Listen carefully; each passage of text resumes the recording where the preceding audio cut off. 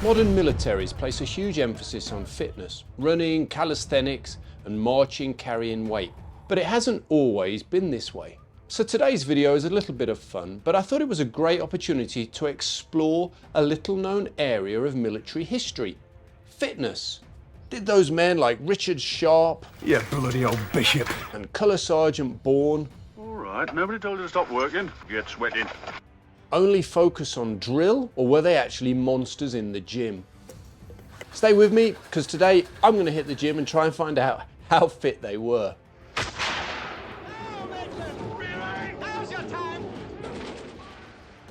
It was the Chinese strategist Sun Tzu who said that the more you sweat in peace, the less you bleed in war. Or maybe that was storming Norman Schwarzkopf. Probably both. And of course we all know about the Spartans. this is Sparta! Those absolute Greek studs whose whole civilization revolved around being ready for war. The Roman legionnaires were tough buggers too. They trained in full armour, marching long distances, jumping and swimming. Jump forward a few centuries and you've got the knights of the Middle Ages. They had to be strong to wear all that armour, and we know that as noblemen they were expected to ride, swim, wield a heavy broadsword in combat, wrestle and fence. Woo! Chill out, mate. But after that, I haven't actually found many references to fitness in the military. Perhaps it was taken for granted that the men of those eras could march long distances carrying heavy weight, cross broken terrain, run up hills and still fight a battle at the end of it. But at the dawn of the 19th century, the world was beginning to change. Industrialization was kicking in. Please, sir, I want some more. What? Poor little fella. More and more soldiers were being recruited from the cities. You can no longer take it for granted that the young lads had grown up behind the plough. I'll shoot any man I see with pity in him. Germany and Denmark were the first to take the early initiative in introducing gymnastics training for their soldiers. I love Denmark. In Britain we had Sir John Moore and his light troops. Trained at Shorncliffe, they developed into a fine body of men who also focused on physical fitness. But it is hard to find the exact requirements. I suspect that their focus was not on a codified standard as such, more just an ability to stay out in the field for long spells, keep up on forced marches and still shoot well at the end. If you've got sources that do explain these exact standards that were required of them, please let me know, because I'd love to find out. We can though get a sense of their fitness by reading about the famous march to the Battle of Talavera. Desperate to catch up with the rest of the army and fight at the battle, General Black Bob Crawford, in charge of the Light Brigade in the peninsula, pushed his men on to an impressive physical feat. They marched for 8 days in a row and on the final day covered a whopping 68 kilometres, starting at 2 AM and arriving at 10 PM. That's an average of 3.4 kilometres an hour for 20 hours straight. That makes me tired just thinking about it. Let's not forget that this was also in the intense Spanish heat. They were carrying about 22 kilos of gear and they had very little food and water. Sadly, they were too late to join the fight, but their effort was impressive and has gone down in history. And when you read the first-hand accounts of the Peninsular War, there are many references to soldiers falling out on the march, dying of thirst and exhaustion. It was hard times, and in those days you couldn't medevac a casualty. There was no energy gels and there was certainly no camelbacks. It was like the old French Foreign Legion saying, march or die. Stop firing! We surrender! It wasn't until the 1850s that the British Army began to pay serious attention to the general strength and fitness of its soldiers.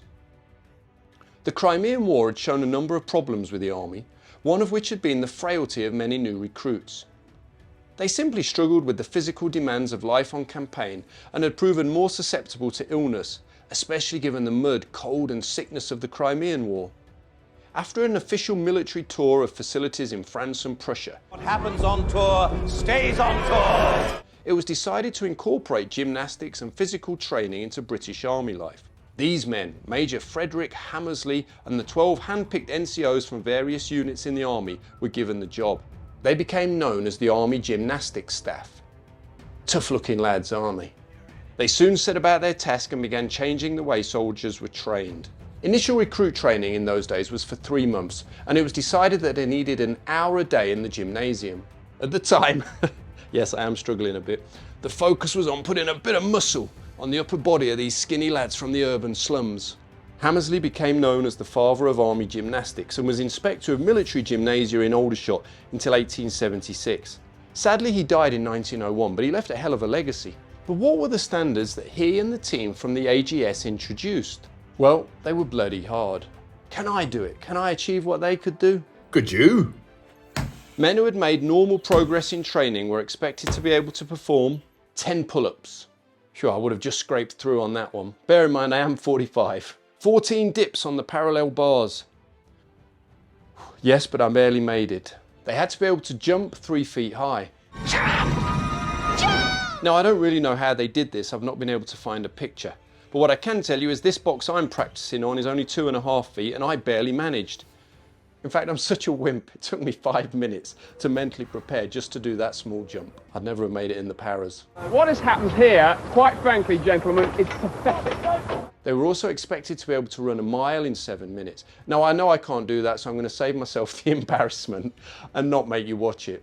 He's a weak, pathetic loser.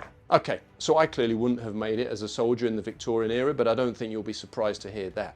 I am impressed though by how tough their standards actually were. The fact that they were even thinking about calisthenics, timed runs, gymnastics, it shows that they were actually a lot more advanced than we think when we look back. They were determined to have strong, robust, resilient soldiers, and we must give them credit for that. The lads were also encouraged to take part in organised sports such as boxing.